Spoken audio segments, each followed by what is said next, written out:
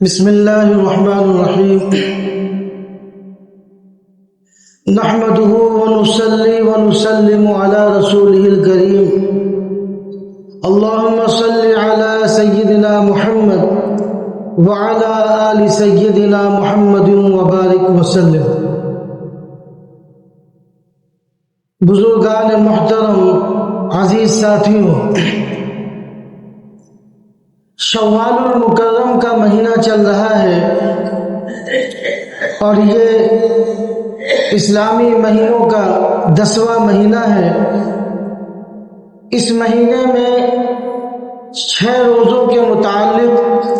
نبی کریم صلی اللہ علیہ وسلم کی حدیث مبارک ہے۔ آپ علیہ السلام نے ارشاد فرمایا: من صام رمضان ثم اتبعه 6 من شوال فذلك صيام الدهر۔ اب علیہ السلام فرماتے ہیں کہ جس نے رمضان المبارک کے روزے رکھے پھر اس کے بعد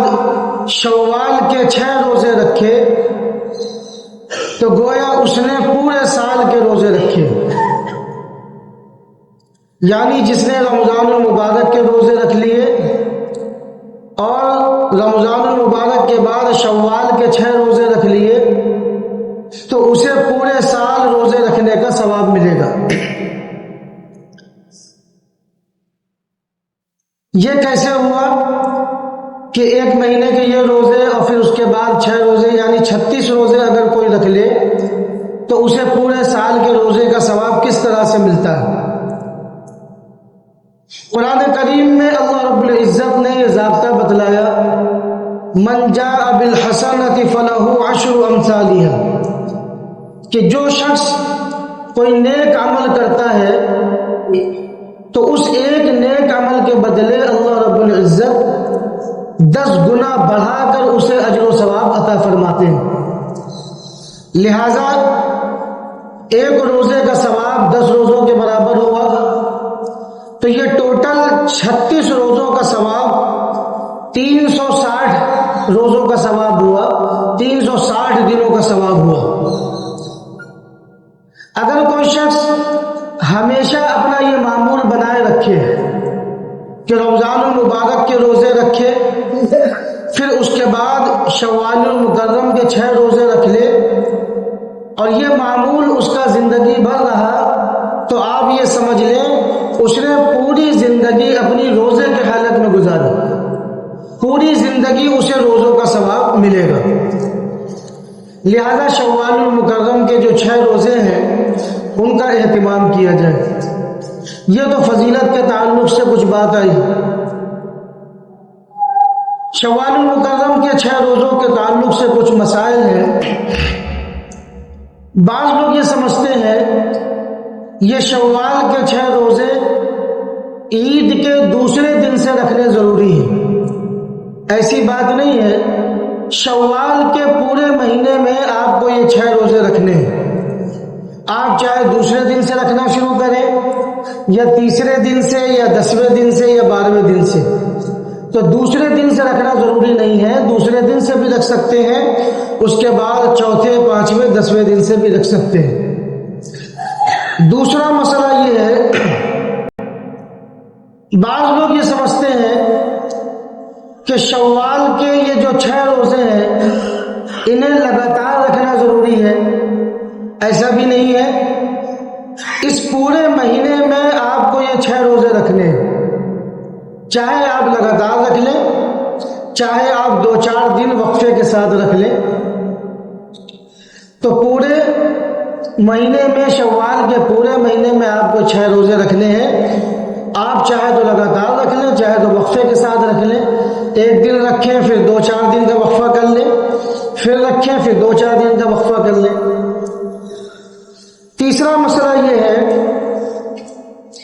بعض لوگ یہ سوال پوچھتے ہیں، خاص طور پر خواتین، کہ شوال کے روزے رکھے جائیں یا اگر ذمے میں قضا روزے ہیں پہلے قضا روزے رکھے جائیں؟ اس کا جواب یہ ہے کہ دیکھیے شوال کے یہ جو 6 روزے ہیں یہ نفلی روزے ہیں، کوئی ضروری نہیں، اگر آپ رکھتے ہیں تو آپ کو ان کا ثواب ملے گا، اور اگر نہیں رکھتے ہیں آپ چھوڑ دیتے ہیں تو کوئی گناہ نہیں، لیکن قضا جو روزے ہیں ان کا رکھنا ضروری ہے۔ اور اگر آپ کو موقع ملا اور آپ نے قضا روزے نہیں رکھے تو پھر اللہ رب العزت کے یہاں آپ کو جواب دینا ہوگا، اس کے تعلق سے پکڑ ہوگی۔ لہذا اگر ذمے میں قضا روزے ہوں تو نفلی روزوں کے بجائے آپ قضا روزے پورا کرنے کا اہتمام کریں۔ تو خواتین کو عام طور پر یہ مسئلہ پیش آتا ہے چونکہ ان کے روزے قضا ہو جاتے ہیں، تو حضرات علماء کرام یہی مشورہ دیتے ہیں کہ پہلے قضا روزے رکھ لیے جائیں، بعد میں شوال کے روزے رکھے جائیں۔ کہیں ایسا نہ ہو کہ آپ نے شوال کے روزے رکھ لیے پھر اس کے بعد کاہلی اور سستی ہو گئی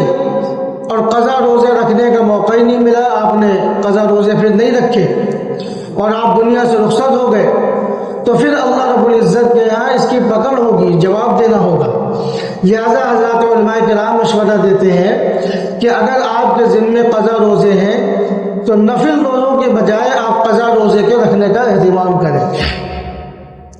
اچھا، بعض لوگ یہ بھی سمجھتے ہیں کہ اگر ذمے میں قضا روزے ہیں تو شوال کے روزے نہیں رکھ سکتے۔ عام طور پر خواتین یہ سوال پوچھتی ہیں کہ ہمارے ذمے کچھ قضا روزے ہیں تو کیا ہم شوال کے روزے نہیں رکھ سکتے؟ تو شوال کے روزے آپ رکھ سکتے ہیں، لیکن بات یہاں یہ بتائی گئی کہ زیادہ اس بات کا اہتمام کریں کہ آپ قضا روزے کو رکھ لیں، لیکن اگر قضا روزے ہونے کے باوجود اگر کوئی شخص پہلے شوال کے روزے رکھتا ہے تب بھی کوئی حرج نہیں ہے، شوال کے روزوں کی فضیلت حاصل ہو جائے گی۔ اسی طرح بعض لوگ یہ سوال کرتے ہیں کہ اگر شوال کے مہینے میں ہم قضا روزے رکھ لیں تو کیا شوال کے روزوں کا ثواب مل جائے گا؟ یعنی شوال کے مہینے میں اگر کوئی شخص یہ سمجھے کہ میرے ذمے قضا روزے ہیں، میں قضا روزے رکھ لوں اور قضا روزوں کے ضمن میں مجھے شوال کے روزوں کا بھی ثواب مل جائے گا، اس کی فضیلت حاصل ہو جائے گی، تو یہ بالکل غلط ہے۔ آپ جس روزے کی نیت کریں گے وہی روزے ادا ہوں گے۔ اگر آپ نے قضا روزوں کی نیت کی ہے تو قضا روزے مانے جائیں گے، شوال کے روزوں کا ثواب نہیں ملے گا۔ پر اگر آپ نے شوال کے روزے کی نیت کی ہے تو شوال کے روزے مانے جائیں گے، پھر قضا روزے ادا نہیں ہوں گے۔ اسی طرح بعض لوگ دونوں کی نیت کر لیتے ہیں، قضا کی بھی نیت کر لیتے ہیں اور شوال کے روزوں کی بھی نیت کر لیتے ہیں، تو اس کا کوئی معنی نہیں، اس کی کوئی حقیقت نہیں، آپ کو نیت بس ایک کی کرنی ہے۔ اگر آپ نے دونوں کی نیت کر لی، قضا روزوں کی بھی نیت کر لی اور شوال کے روزوں کی بھی نیت کر لی، تو پھر شوال کے روزے نہیں مانے جائیں گے، صرف قضا روزے مانے جائیں گے، قضا روزوں کی ادائیگی ہوگی، شوال کے روزوں کا ثواب آپ کو نہیں ملے گا۔ شوال کے روزے کا ثواب حاصل کرنے کے لیے آپ کو الگ سے شوال کے روزے رکھنے ہوں گے، اس کی نیت کرنی ہوگی۔ تو یہ شوال المکرم کے 6 روزوں کے تعلق سے کچھ باتیں آپ کے سامنے آئیں۔ رمضان المبارک کے بعد زندگی کس طرح گزارے؟ اللہ رب العزت نے رمضان المبارک کا مہینہ ہمیں دیا، اللہ تعالیٰ کے فضل و کرم سے ہم نے رمضان کے روزے بھی رکھے، نمازوں کا اہتمام بھی کیا، قرآن کریم کی تلاوت بھی کی، توبہ اور استغفار کا لحاظ رکھا، اللہ رب العزت کے سامنے دعائیں کی ہیں، روئے ہیں، گڑ گڑائے ہیں، تہجد کی نماز بھی پڑھی، بہت ساری چیزوں کا اہتمام کیا۔ لہذا ہمیں چاہیے کہ رمضان المبارک کے بعد بھی ہم ان چیزوں کو باقی رکھیں، نمازوں کا اہتمام باقی رکھیں اور توبہ اور استغفار کا اہتمام کریں، اللہ رب العزت سے دعائیں مانگیں، قرآن کریم کی تلاوت کریں، تسبیحات پڑھیں، اشراق کی نماز پڑھیں، چاشت کی نماز پڑھیں اور خاص طور پر تہجد کی نماز پڑھیں۔ جس طرح سے رمضان المبارک میں ہم نے ان چیزوں کا اہتمام کیا، ہمیں چاہیے کہ رمضان المبارک کے بعد بھی ان چیزوں کا اہتمام کریں، اس لیے کہ رمضان المبارک ختم ہوا ہے لیکن جو خالق رمضان المبارک ہے وہ ابھی باقی ہے، یعنی اللہ تعالی،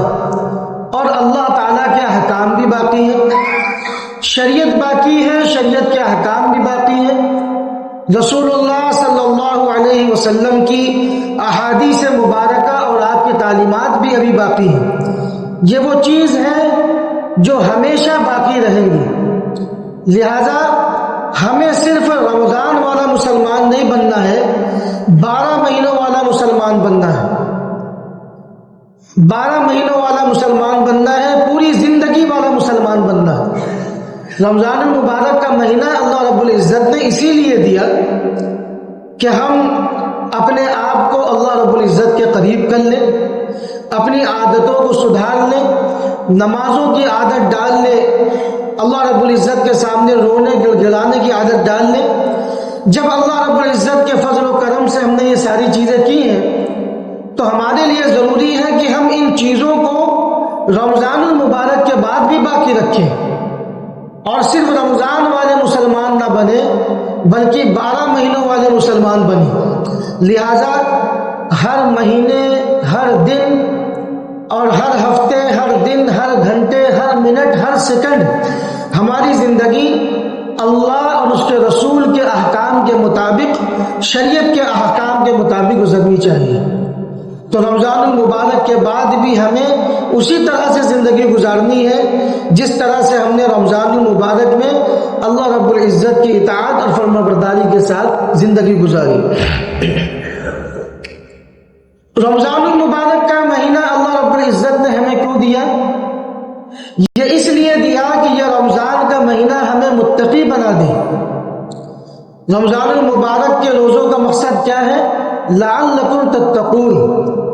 تاکہ ہم متقی بن جائیں، پرہیزگار بن جائیں، اللہ تعالیٰ کے فرما بردار بندے بن جائیں، اطاعت گزار بندے بن جائیں۔ اللہ رب العزت نے یہ ماہ مبارک ہمیں اسی لیے دیا، اور آپ دیکھیں کہ جو شخص اس ماہ مبارک میں اللہ کے احکام کے مطابق زندگی گزارتا ہے، رسول اللہ صلی اللہ علیہ وسلم کی تعلیمات کے مطابق زندگی گزارتا ہے، اس کا اثر رمضان المبارک کے بعد شوال المکرم کے مہینے میں بھی ہوتا ہے۔ بہت سے لوگوں کو آپ یہ کہتے ہوئے سنیں گے،